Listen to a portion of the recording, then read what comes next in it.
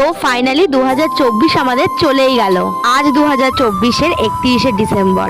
ঠিক এইভাবে যখন 2023-এর 31শে ডিসেম্বর ছিল, 2024 আসার ঠিক একদিন আগে, তখন আমি এটাই শুধু চেয়েছিলাম 2024 যেন আমার ইচ্ছা পূরণের বছর হয়ে ধরা দেয়, যেন সমস্ত অপূর্ণ ইচ্ছাগুলো আমার পূরণ করে। আর সত্যি বলতে আমার 2024 অনেকটাই ভালো কেটেছে।